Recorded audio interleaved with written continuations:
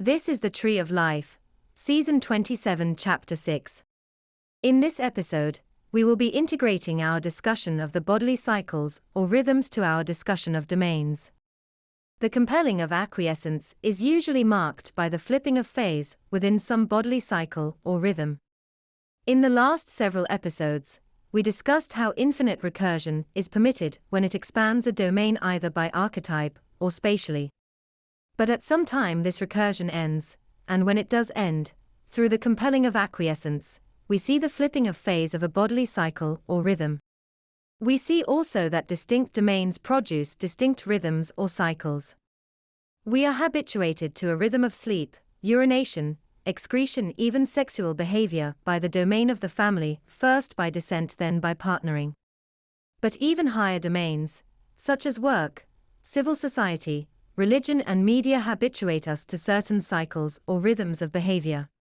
The flipping of phase represented by the compelling of acquiescence reflects the restoration of the boundaries of these domains following recursion.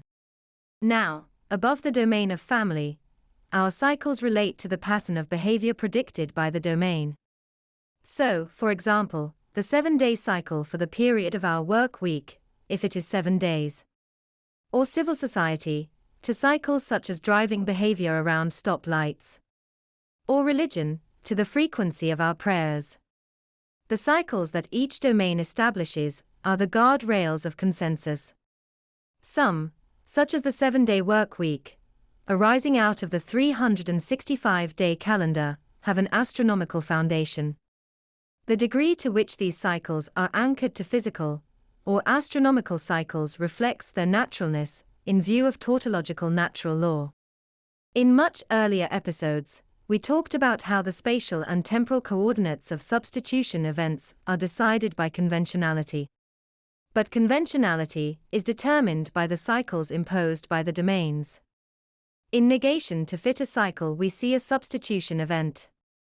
In acquiescence, followed by negation, we see a reverse substitution event. Thus the spatial temporal coordinates of substitution events are reflected by tautological natural law when the conventionality reflects a natural orientation to astronomical objects. That being said, these cycles also reflect synchronization, which is only possible amongst groups when these cycles overlap. Thus, domains impose cycles by virtue of the need for cooperation and synchronization. This is most possible when the tautological flow of consciousness from vessel to vessel follows astronomical cues. From this we can see that consensus arises out of astronomical cues, which reflect a commonality to all system members, permitting timing and appropriate distribution of the spatial or temporal coordinates of substitution events. The cycles that we fit into in other ways also reflect our orientation, not just to celestial objects, but also to each of the domains and certain archetypal language. This means, for example, that certain patterns of behavior can predispose us to a particular celestial orientation, just as a certain celestial orientation can predispose us to a pattern of behavior. On the balance, this means that our engagement with others, with consensus, the particular shade of it that we experience through our interactions with it, is experienced through the lens of these cycles. That's the end of the podcast for today.